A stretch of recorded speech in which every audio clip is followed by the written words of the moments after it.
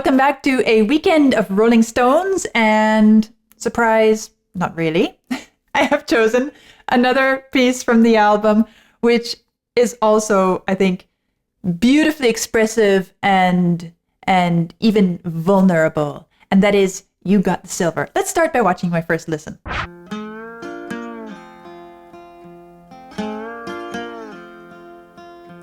Hey babe, what's in your eyes?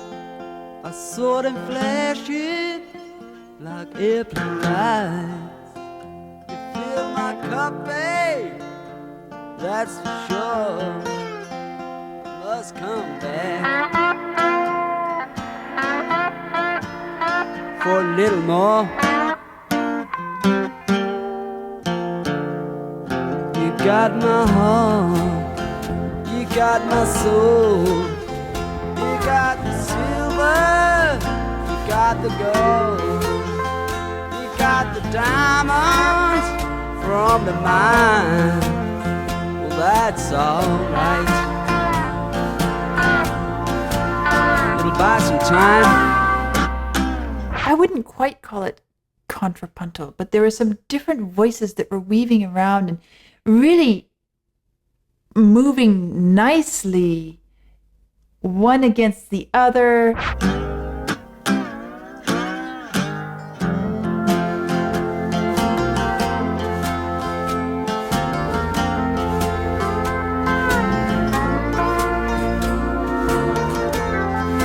kind of tricky.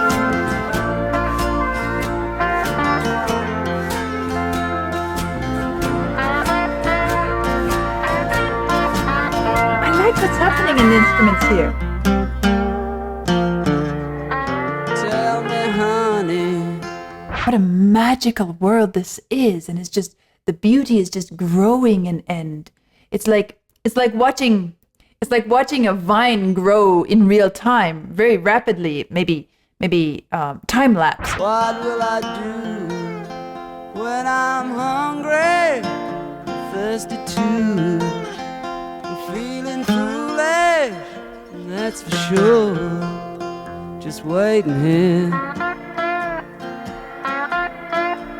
at your kitchen door.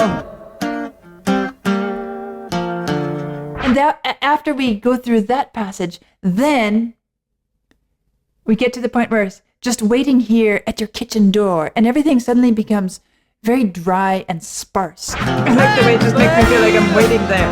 What's in your eyes? Is that the diamond from the mine? What's that laughing in your smile? I don't care. No, I don't care. And there's nobody there yet. I'm waiting for it to open, or I'm waiting for something to be passed through. Something. There was. You got my soul, you got the silver, you got the gold. If that's your love, just leave me blind. I don't care. No, that's the big surprise.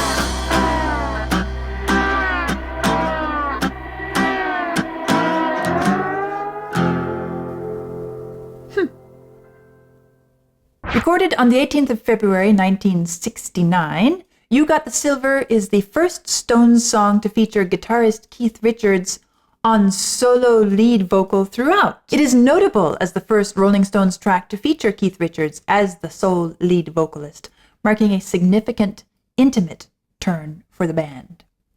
I think that's one of the things that I enjoy about this song is the voice and his treatment of it. Let's explore.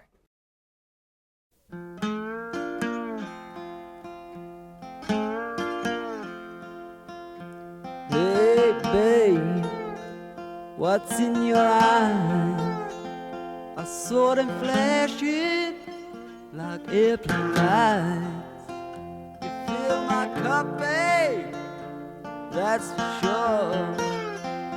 Must come back for a little more. You got my heart. It's interesting, especially thinking of giving close attention to these songs one day apart, and really spending a lot of time with them. It's interesting noticing the similarities and the differences and thinking about why they both attract me. This one, even though it is, I'm going to say less harmonically dynamic, and we'll talk about that in a minute, it is a little bit more dynamic tempo-wise, isn't it? There's a little bit more energy. Well, of course, the topic that is being explored is perhaps a little bit more energizing and hopeful and happy, right? Yesterday's song was all about parting and not even a very hopeful departure, is it? It's where one's heart is just torn in two. Here, though, hey babe, what's in your eyes? I saw them flashing like airplane lights. You fill my cup, babe, that's for sure. I must come back for a little more. There's the brightness, the energy of seeing your love for someone reflected back to you in the sparkle in their eyes. And you hear that in the music. Even though, as I said, it's incredibly harmonically simple. We are, let's see here.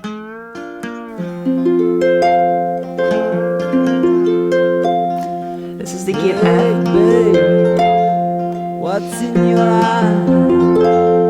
I saw them flashing.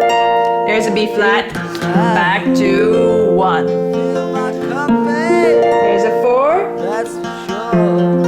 there's a 1. Let's come back for a little more. And we finally have a 5. We're made to wait Got as we my march through back into You got my soul. another 1. Got the silver. You got the gold. You got the diamonds from the mine. Well, that's alright. And finally a 5. It'll buy some time. You see, I'm mainly going between 2 chords, the 1 and the 4. I've talked about this before, the way the 1 and the 4 have this particular kind of relationship. They set up this particular dynamic in a song. And you can use it in different ways, but it's very hard to get away from the fundamental feature that these 2 chords bring when we have them side by side. And that is the sense of lift, the sense of being suspended. Why is that? Well, as I said, I've explored this concept in the context of some other songs, but I want to look at it a bit differently here. Why does the 1 and the 4 have that feel? Because this is our 1 here, and this is the 4, and back to the 1.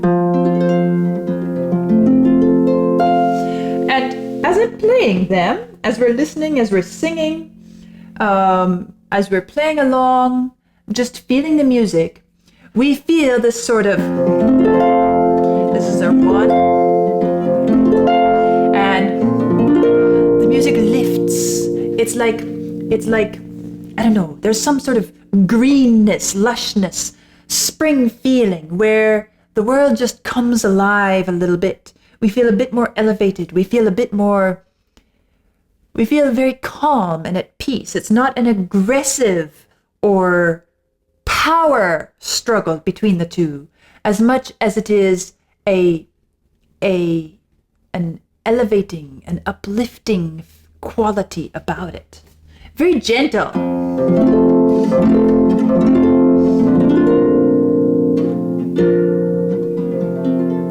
You feel it, don't you? Just by hearing them back and forth. Why is that? And what I want to do today, let's take this one chord. This is our 1. F, A, C. And I want you to look and see exactly which notes I'm playing here on the harp. It is the F, the A, and the C. How do I get to the 4 chord? Well, if I do the root, if I just travel with a triad, I have to carry all 3 notes up. But there's another way of getting to it, which demonstrates what we feel when these chords are changing one to another. The notes of the 4 chord, in this case, are B flat, D, F. It just so happens that F also belongs to the 1 chord. So rather than playing the F up here, I'm going to keep the F down here.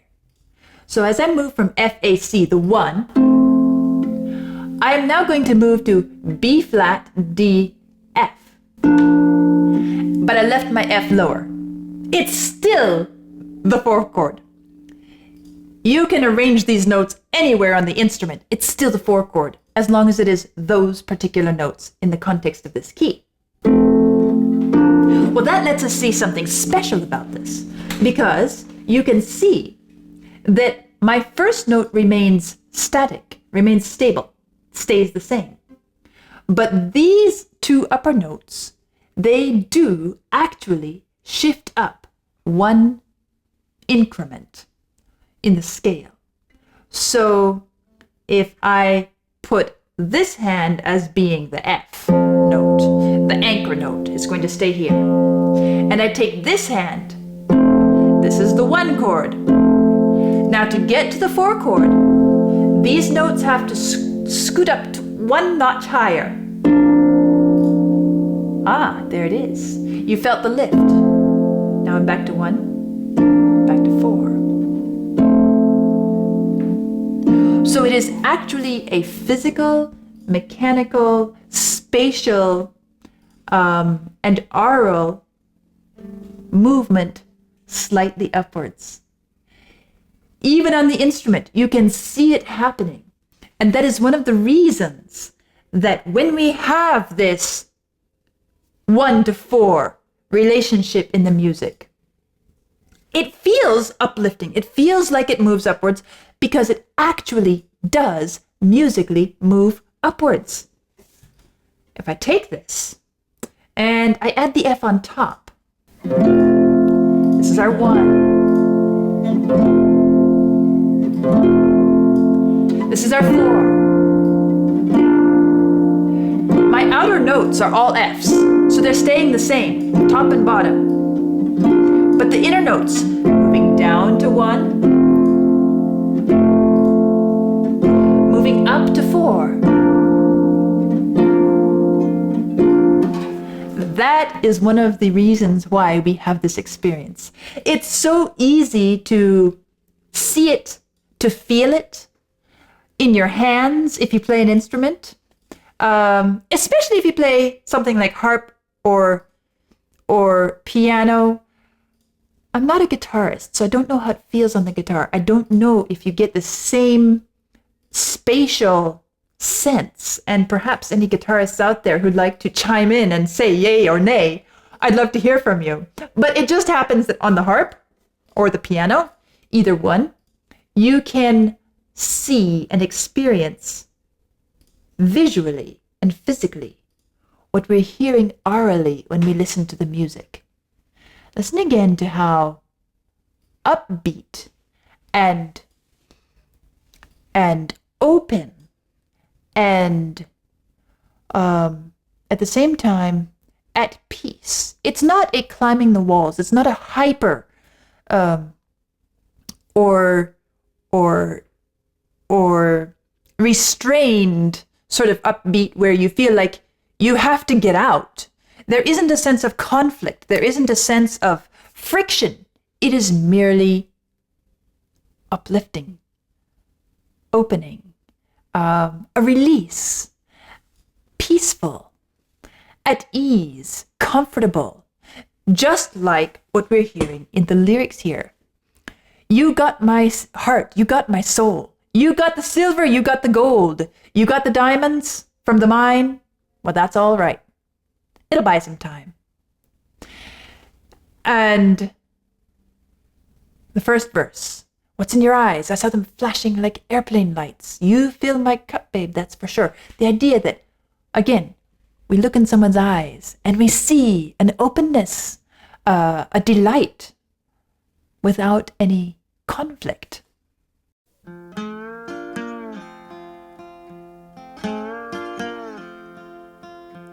Hey, babe, what's in your eyes? Here we go to the 4. Flashing like airplane lights. You fill my cup, babe, that's for sure. Must come back Now here's the one chord that is for a little more. not one of those 2 chords. That's the 5. Got my And now here we are, You got my soul. still on the 1. Here comes the 4. Silver, got the gold. No conflict, no stress. Diamonds from the mine. That's alright. It'll buy some Buy some time. time.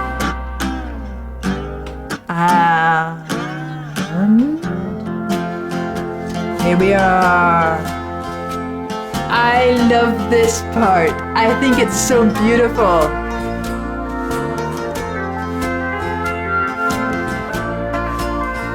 What is it about this that pleases me so much? I think it's the organ. I think it's the organ and the way it's being used. Everything we've heard so far, it's great. We've got the voice that is nice and warm and comfortable, relaxed. We have the guitar. We have, the 2 guitars. Everything feels good. We have the harmonic uplift and settling back down. But when we get to this section here, it feels like the heavens are opening.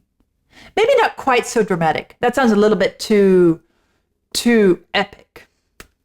It feels like the sort of looking upwards, moving upwards, as if I'm standing in a cathedral and my eyes are drawn by the architecture upwards and upwards and upwards and upwards and upwards. And it's this feeling of everything before me carries me higher. Everything before me elevates me as a person. It makes me a better person. It improves my being. And not just how I feel. It's not just because I like it, but it's this recognition that there is something out there that will make me a better human being, warmer, kinder, more forgiving, more trusting. It's the sound of that kind of paradise coming into view. The diamonds from the mine. Well, that's alright. It'll buy some time. Okay, here we go.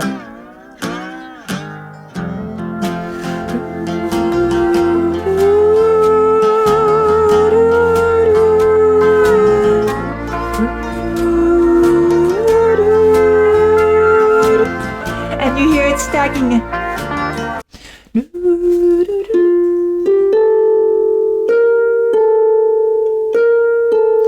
It's such a simple little melody, but I think it's the softness, the flute-like quality of the organ.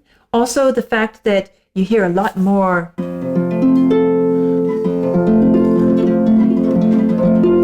it's almost like that sort of thing happening where the notes are being filled in very gently.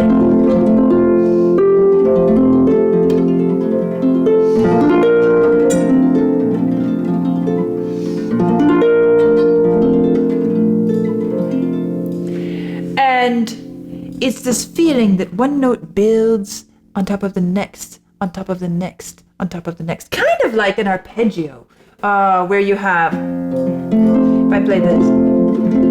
And everything just keeps going higher. Only now it's not just a single chord. Listen to what the organ is doing. It's using the same chords harmonic scheme. It's still the 1 and the 4. Well, that's alright. It'll buy some time.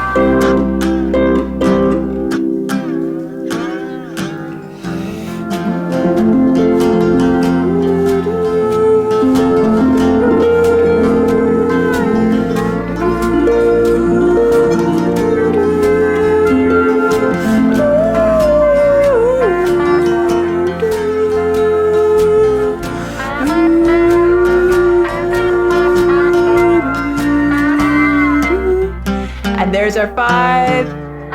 Tell me, honey, what will I do? It's all warmth and smoothness and peace and happiness. I guess it's an attempt to convey the idea of perfectly peaceful paradise in musical form.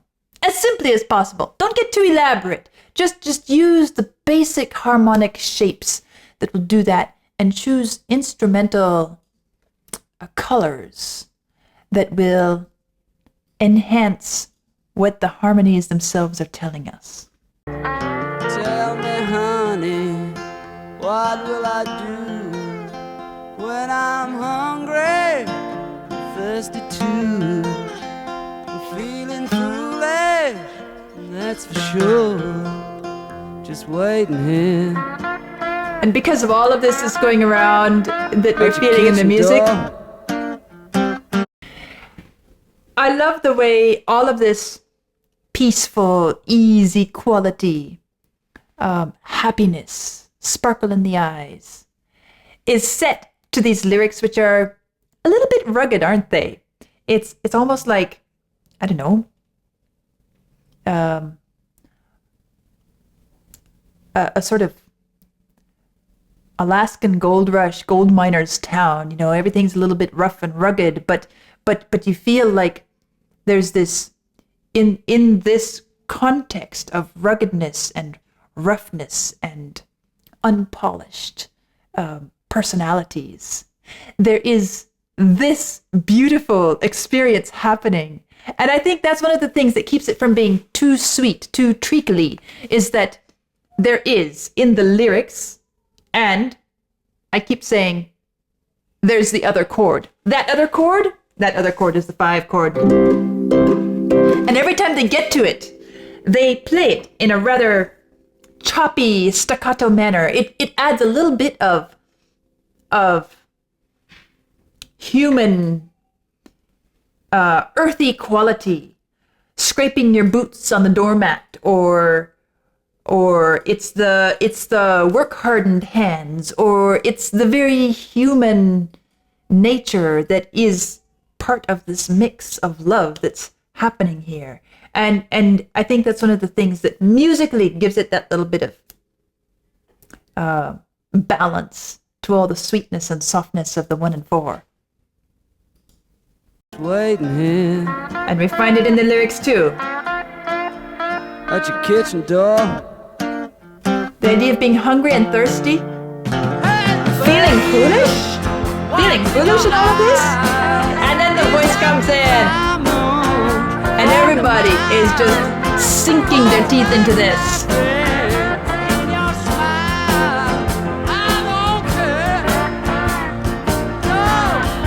And it's chugging along.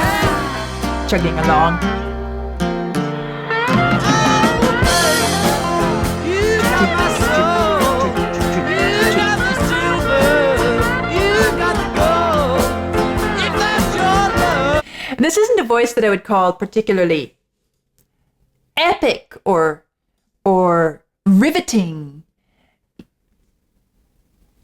It's not something that, it's not a voice that has that sort of shiny edge. It doesn't cut. But at the same time,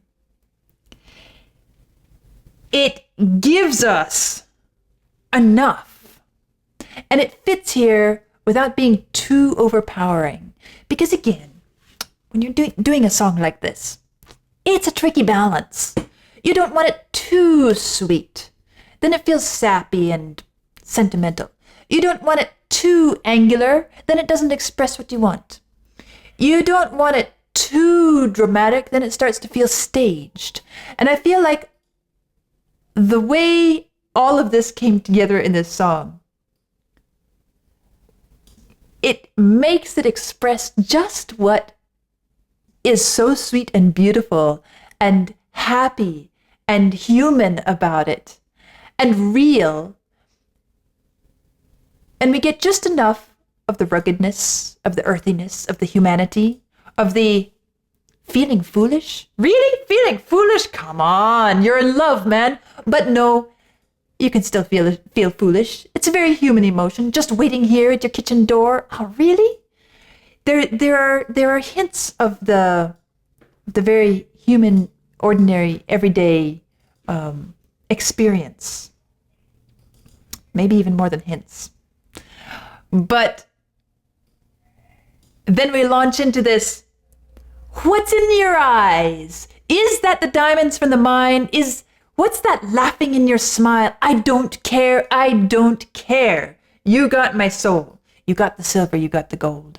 And I feel like the way he is singing it here, it has enough. It has enough. It's not overpowering.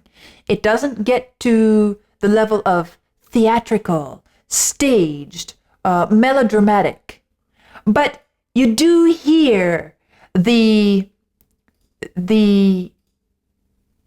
intensity and the power and the strength that this kind of experience makes one feel. And I think somehow I feel like the drums work so incredibly well here in tandem with the voice.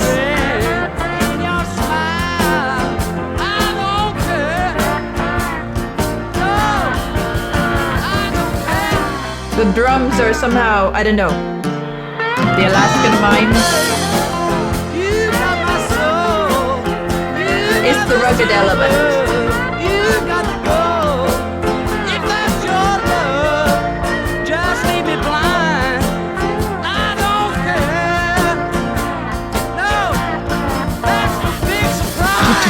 I don't care.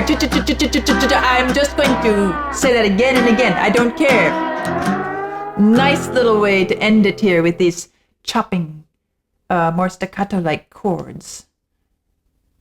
After all of that epic sound. I don't care. Let me just drill it into your mind. I don't care.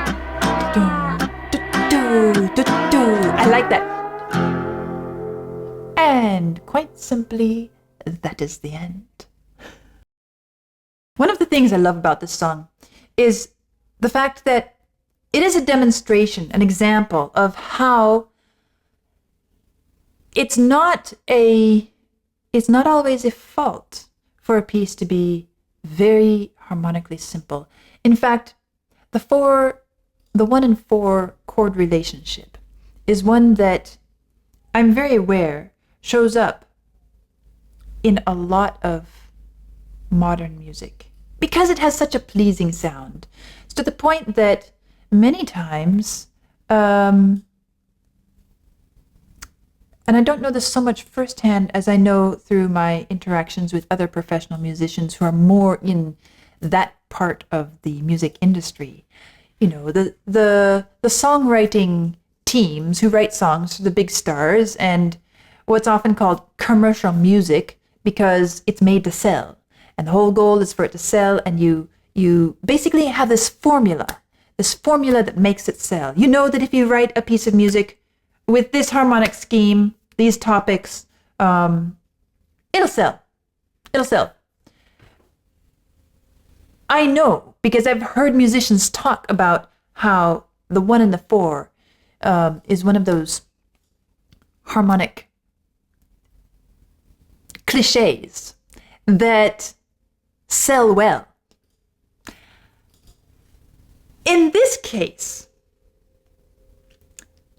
of course we find it very pleasing, but I cannot call this particular piece of music commercial in the sense that it's merely designed to sell because we know that those chords will sell.